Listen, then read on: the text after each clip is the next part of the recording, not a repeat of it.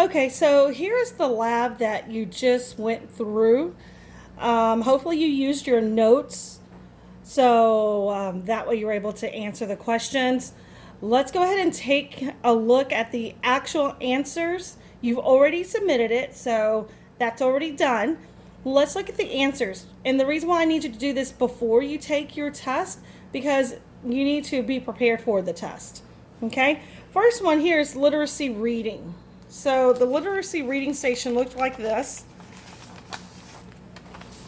You had this paper here that you had to print out, or that you had, read over it, and then I had some questions to go along with it. Let's take a glance at the questions to see if you got them right or not.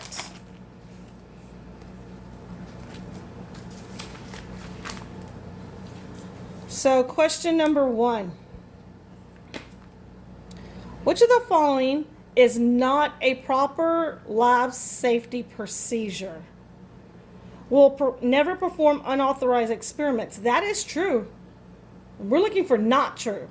That's true, so it can't be A. Never wear closed-toe shoes. Whoa, whoa, whoa, whoa, whoa, wait a minute. That is not true. You should always wear closed-toe shoes. Let's keep looking. Never eat, drink, smell, and touch chemicals. Absolutely correct. You can waft them maybe, but you can't just sniff them and smell them. Never enter the lab space without permission. Absolutely. The lab is actually locked. If we get a chance to go in, maybe hopefully next semester, I don't know, but the labs are locked. You're not allowed in, and you can't even get in unless the professors are there to unlock it for you. So number 1, correct answer was B. Let's keep looking. Number 2, which one of the following is not a method, they use the word not again, a method for how a chemical can enter your body? You can inhale it. Yes, you could. Let's see. Absorption. It absorbs through your skin. That's true. We're looking for not. Transportation. I mean, what? Is it going to like teleport into you? That's not true. An injection. That is true. So the correct answer is C. Next one, number 3. True or false? Not all chemicals are the same. Okay. Therefore, you should only consider some chemical substance hazardous while working in the science lab. You know what? Not all chemicals are the same. That's true. But you shouldn't consider some chemical substances to be hazardous. You know what you assume? You assume that all chemicals are hazardous, and so you always take safety precaution. This is false. The next one, number 4, the purpose of the MSDS is to, correct answer, provide precautions and potential hazards you should be aware of. All right, you may not know all of them for everyone, and so that's the reason for the MSDSs. So correct answer is C. Next one, let's keep going. Evaluation station. Evaluation station was questions for you to answer. Then it looked like this. We talked about it. 14 questions. So let's look at them.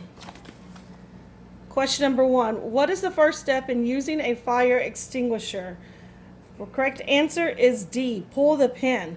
Now, where would you have found that answer? If you've already, hopefully you watched the technology station where you had that video that talked about fire extinguishers. Because let's be honest, yes, we know what a fire extinguisher looks like, but there's a good chance that you probably never pulled the pin and used it on a fire, okay? So it's good to know how to use it, not just, oh, look at this red thing, it's a fire extinguisher, right? You never know what's going to happen. Always be prepared. Number 2, which of the following is the best reason not to drink or eat in the lab while in the lab? Correct answer, chemicals residue on hands could be transferred to your food. What if there was a chemical residue on this counter, you touched it, didn't know it was there, then you go and get your food, pick it up and eat it. Now you have the residue on your hand, now it's on your food, now it's in your mouth, and now it's inside of you. Correct answer for number 2 is D. The next one, number 3. Which of the following best describes how chemical waste should be disposed of after a lab experiment? Okay, well, we don't just throw it away in the trash. That's a no. Unless I tell you it's okay. Pour it down the sink? No. You're just not going to assume it. Even some things that are very simple, like just, you think it's just salt water, we still don't pour it down the sink. We actually dispose of it directed by your teacher. Normally there's waste containers for certain things. So we're going to go with C is the correct answer. Next one, number 4. Number 4, how long should a person wash their eyes in the event of a chemical was introduced into their eyes? Well, hopefully you watched that video, and that video talked about eye safety and showers, right, if needed. Correct answer here is at least 15 minutes.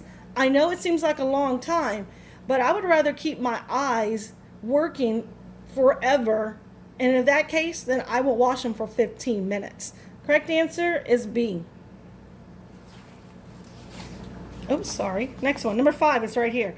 Which precautions will you take prior to working with an open flame? Well, wear shorts and open-toe shoes? No. Clean off the table with alcohol before starting? I mean, would you try to start a fire? No. Tie long hair back and roll up sleeves? Yes. Get those hoodies off. I know y'all kids like to wear hoodies. Take them off. Those sleeves, you're going to catch on fire. You're a fire hazard. Next one, number 6. What is the name of a narrow mouth container used to transport heat and store substances? We talked about that in our homework, right? So hopefully you are kind of thinking 2 things. Number 1, you definitely know it's not a beaker. And number 2, you're not going to use graduated cylinder. Even though it's a narrow mouth, it's not going to be. What is a graduated cylinder? His main job to do is to measure liquid. That is his main number 1 job. Could he do other things? He can transport. You don't want to heat a graduated cylinder. It's not made for heating. So it's definitely not going to be B, because his job is to measure the amount of liquid. We've got 2 things. We've got Erlenmeyer flask and we've got test tube. Now let's go ahead and look at this one. Used to transport heat or store substances. Could you transport liquids from one location to another location with an Erlenmeyer flask or test tube? Yes, you could. Does it have a narrow mouth container? Actually, yes. Remember, this Erlenmeyer flask was the one that looked like that. So yes. Test tube looks like a, skinny test tube has a narrow mouth. Store substances. Can you store substance? For both of them, yes, you can. So truly, number 6, if you picked A or D, I will give you credit. Either one looks good. Next one, number 7. MSDS stands for, that was an actual quiz question. MSDS stands for Material Safety Data Sheet. B. Number 8. Why would it not be appropriate to clean up a chemical that you accidentally spilled? The chemical might be absorbed upon contact. That's the reason why you may not do it. All right, you might need to go ahead and first, wait a minute, put on gloves and have special spill paper absorb it in. But it's definitely going to be B. 8 is B. Number 9. The blue division of the NFPA diamond, right? That little blue part that's over here to the left. What does it represent? Number 9, it represents health. C. 10, what is the name of the object used to pick up or hold objects? Tongs. B. 11, what is the name of the lab equipment that you should use during every lab experiment? Is it tongs? Probably not. Beaker? I don't know. Mortar and pestle? Goggles. A. Let me go ahead and let you know here, even if you wear contacts or glasses, you should wear them. Miss, you're telling me to put these goggles over my glasses? Yes, we're telling you that for your own good. What precautions should be taken while working with this chemical? Well, I don't know what chemical this is. I agree with you, but they gave you the diamond over here. So hopefully you're looking at the diamond. First thing, there's no special. Health is a 1, so it shouldn't harm you as in like corrosive. It shouldn't burn your skin off, or it's not cancerous, kind of like horrible to you. But I do see this. Reactivity is a 2, but look at this flammability. That's a 4. So that's what we need to look at. Correct answer, avoid working near an open flame. So 12 is B. 13, which of the following pieces of equipment would you use to measure the mass of an object? Hopefully you put B, triple balance beam. And then 14 is over here. Which of the following pieces of equipment would you use to view chemical reactions or to heat small amounts of a substance? Well, it's definitely not funnel. You need to heat it. And then it also says to view. The correct answer here is definitely going to be Erlenmeyer flask. And the reason for that is because, yes, you can look through a test tube as it's heated up or whatever. But when you put the liquid in here and you can now heat it up or you can stir it around, when you do that, whatever chemical reaction's occurring, look at all of this space, open space that you can actually see what's occurring and what's happening. If it was a test tube, not all of the chemicals can react to each other. Some of it may be stuck up here at the top and some of it's at the bottom and they never touched. This is awesome. Why? Because you stir it around, you spin it around, you make sure that all the reaction is going to occur, and now you have all of this space that you can see what happens, what it looks like. So the only answer is A. That will work for that one. Okay? Let's keep going. Next station, observation station. So let me go ahead and find the observation station for us. It looks like this one. So on the observation station, it tells you get your cards out, use the unknown substance, but that does have a diamond. So let's do that. Here it is. I showed you to this one last time. Here it was. Let's go ahead and let's get started. Number 1. Number 1 says find the NFPA diamond sheet, which is right here. Part B, the NFPA, National Fire Protective Association diamond, is used by emergency personnel to assess the risk posed by hazardous materials. This diamond is divided into 4 colors. Correct? We got the blue, the red, the yellow, and the white. Proceed to card 2. Look at this diamond sheet. The diamond lists some information for an unknown substance. Number 1, list the health hazard number and classification. Well, number 1, health hazard's blue, and the number I can see in it is a 3. The classification for a 3, and they have it here, is extreme danger. Since they have their own ratings, then we're going to use theirs. Okay? We're not using the ones in our notes at this time. They gave it to you straightforward. Number 2, list the fire hazard, which here it is. I can read it and see it's a number 2. Now, and the category. The category for number 2, it says flash, so you can see it right here, flash point, when it's going to start catching on fire. How hot does it have to be? At a 2, below 100 degrees. So, sorry, 200 degrees. It says right here, 200 degrees for a 2. So if it's below 200 degrees, then nothing's going to happen. It hasn't hit the flash point yet. The moment it gets higher than 200 degrees, that sucker's going to catch on fire. Okay? So, good to know. The next question, number 3, explain in a complete sentence whether or not this unknown substance should be used with water. Here we go. Special 1, we see it right there. Look at that W with the line through it. no water use with it. So the answer is a definite no,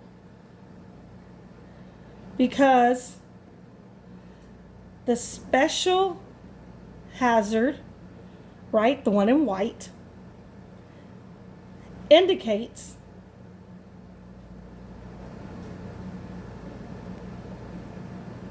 that the substance should not be used with water. It tells me that right there. Okay? Next one here. Let's see. We finished that one. Let's go to the next card. Card number 3. E. Use the NFPA diamond sheet to help you with the following questions. Okay?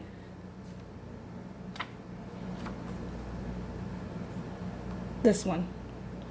On your sheet over here, color and label the NFPA diamond for a substance that may detonate, is a fire hazard below 200 degrees Fahrenheit, is hazardous to your health, and is an oxidizer. So we're going to use their codes. First thing is, it says to color. Again, this is why we got colors. So when you had turned this in, this better have been colored. It says it, you do it. Blue, yellow, and red.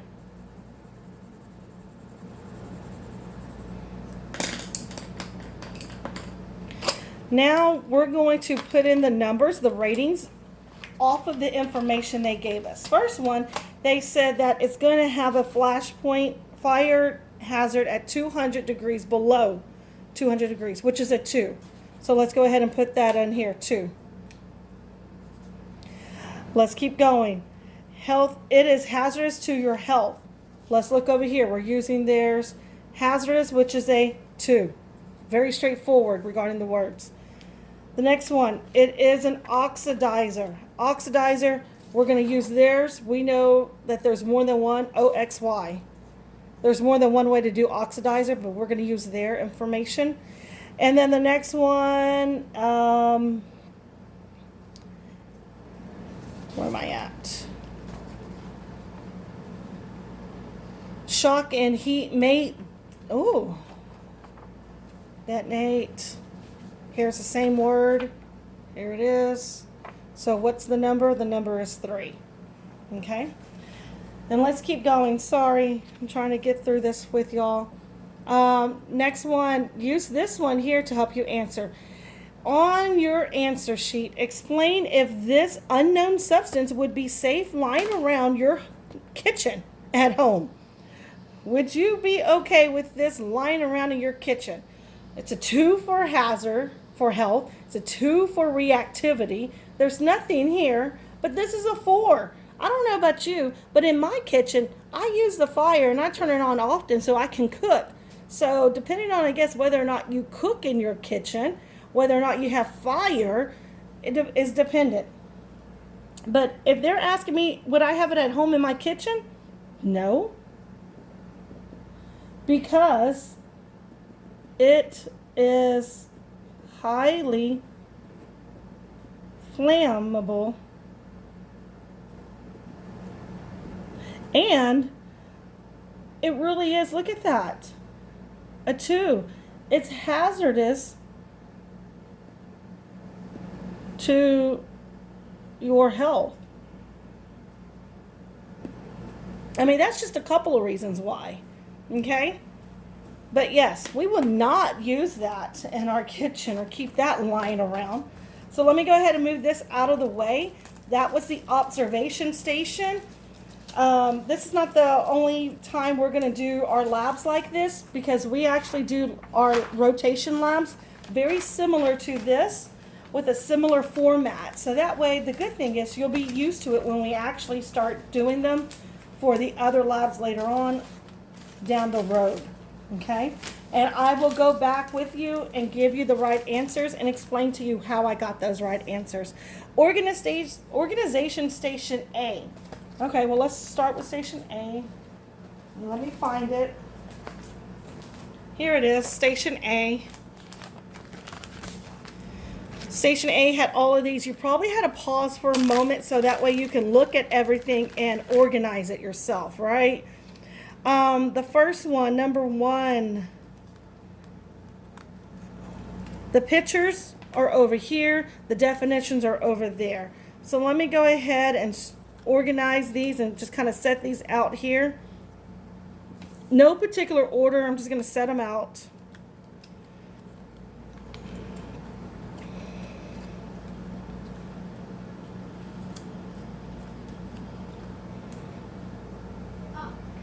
I'll go over the answers in just a moment, but I kind of need to organize it a little bit so that way I could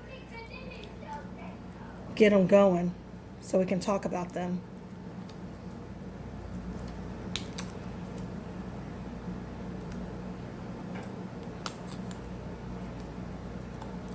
Here we go, here we go. The great thing though about this being videoed is that you can still do it. All you have to do is pause it, rewind it, go back and re-watch it, right? And it's videoed, recorded. It's not live, so it's not like if it's all staticky or breaking up with bad internet connection. So that's good. That one, and that one. There we go. Okay, so I'm going to go ahead and go in order down here with those numbers. So I'm going to start off with the graduated cylinder, go to beaker, and keep going. I'm going to give you the definitions, and then we'll go with the pictures next to it. I'm going to have the answer key up here at the top of the screen. So first one they said was a graduated cylinder. Oh, there's number 2. And here it is. Graduated cylinder. That's number 1. It's already there for you. The definition that goes with graduated cylinder .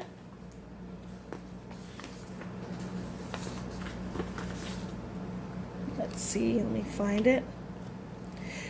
Used to measure volume very precisely. It is not my 100% accurate. They use the word very precisely. They didn't use guaranteeing you extreme accuracy. What is that with the guaranteeing you extreme accuracy? A burette. Okay, so O. The picture over here, hopefully you found, was letter K. Moving those out the way. Next one, beaker. A beaker we know can hold liquids in it, but it's a wide mouth container used to transport heat and store a substance. So W has nothing to do with measurement. You can see that. It says nothing for measurement. Correct answer over here is G. Move those out the way. Next one. The next one is a test tube. Number 3. Test tube also can hold liquids, but it's a narrow mouth container used to transport heat and store substances as well. But keyword here was narrow mouth. Why? And our test tube over here is letter A. They gave you a whole bunch in a test tube rack. The next one is going to be number 4, Bunsen burner. So for your Bunsen burner, it's going to be letter R, used to heat a substance. Correct answer for your Bunsen burner over here, the picture, is letter E, to match it up. Hopefully, you're looking at this, you're writing the correct answers, you're reading this with me so that way we can get through this together and you are ready for that test. Thermometer, okay? So your thermometer, you use them at home, right? Used to measure the temperature or a change in temperature, so X. What would my thermometer look like over here? Letter C. Those 3 match up. The next one is goggles over here. My goggles would be used to protect me, right? But it's used to protect your eyes from chemical splash or flying objects. So S. Goggles looks like that. L. Do I have to wear them even if I wear glasses? Yes. Even if I have contacts? Yes. Okay. The next one after goggles is a funnel. You probably use funnels, okay, already at home. They pretty much have the same purpose in the lab. Used to help pour liquids back into the container, especially with small openings. Okay, so P is the correct answer. And here it is right here. I is the picture that matches it. Move that out the way. Next one, triple balance beam. Well, triple balance beam would be used to measure the mass of an object. We also use electric scales. And here's what a triple balance beam looks like. So Z and B are the correct answers. The next one, tongs. Tongs here are used to pick up and hold hot objects. If it's not hot, then just go ahead and use your hands to pick it up. Tongs are going to look like this, and they actually come in a little bit different shapes and sizes. Letter F. Move that out the way. The next one after tongs is mortar and pestle. We talked about that on our homework. That would be letter Q. Used to crush solids to maximize surface area. I mean, you can crush that stuff into a powder. So Q is the correct answer, and looks like this, J. You might have one already at home. The next one is a glass stirring rod, right? Glass stirring rod, I told you, is used to mix substances, but it looks just like a little stick. They break so easily. V, and the correct answer here is D. Then the last one, Erlenmeyer flask, used to, look at that, view chemicals. Yes, you can heat it. Yes, you can carry it. Yes, you can store chemicals. But it's so great because of all of this space right here. You can actually mix it up like this. The chemicals are mixing with each other. The chemical reaction is occurring. And now we can view to see what happens. If it's just in a little bitty test tube, not everything gets mixed up. T and H are the correct answers. So here are the correct answers. Double check your stuff. We just went over it. If you need to, then you can always rewind the video so you can look at those pictures again. The next one is Organization Station B. Okay, Organization Station B. On Station B, again, is some sorting, but it looks like this. Oops, sorry, looks like this. So we saw this part in the beginning. We saw all of these cards. Look, they start you off. Number one is going to be picture U. Okay, and then picture V. So let's go ahead and get out. Let me get my pictures out first. And I'm going to put this to the top of the screen. That way you can still see it.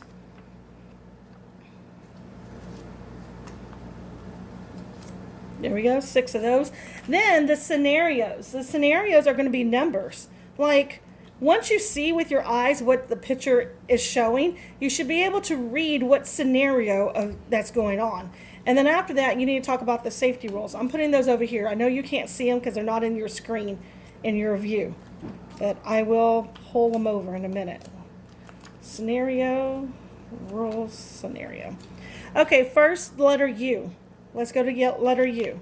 Here's letter U. You can see it right here. On letter U, it is going to be scenario 1. David noticed, I mean, let's be honest, I didn't have a clue that his name was David. But David noticed a beaker contains a green liquid. When he picked it up, he noticed that it smelled like peppermint. He figured it was, since it's like, smells like it, man, why not drink a small sample of it to see if it tastes like peppermint. That's what he's doing. Are you kidding me? Scenario 1 is the correct answer. But what safety rules did you use? Remember, it says over here that some of them there can be more than one. Some people probably did this one. Never eat, drink, touch, or directly smell a chemical unless otherwise directed. But I'm going to stop. If you put letter B, never eat, drink, touch, or directly smell, then I or B would work. They're the same one, right? I'm going to put /B. It's only one because they're the same.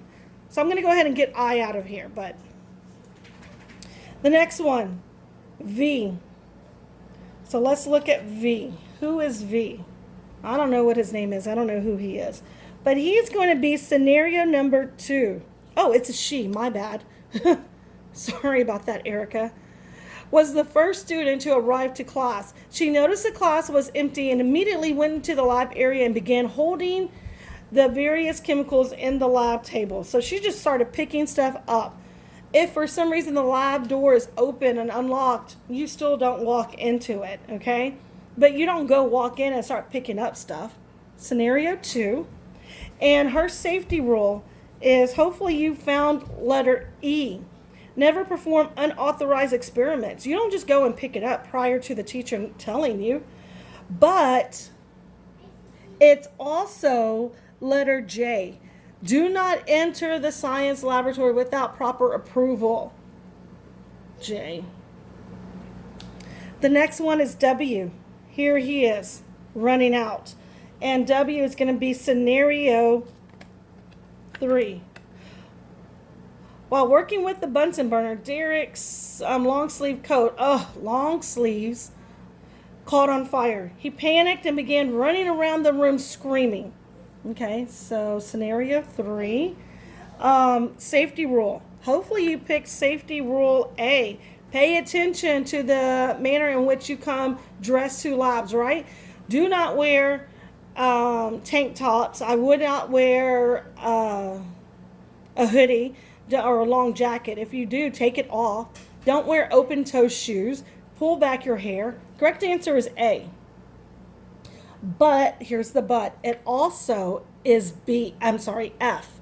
So on F, remain calm during an emergency, inform the teacher, and quickly seek the appropriate course. No matter how much you want to run around and scream, okay?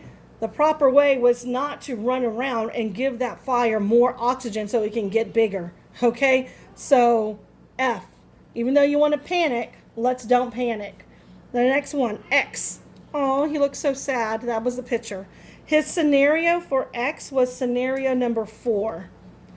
It says here that Max dropped his test tube containing 1 molar of hydrochloric acid. To avoid getting in trouble, he picked up the broken pieces in his hands and secretly tossed it into the trash can. What did I say earlier in the other videos? You were not going to toss it into the trash can.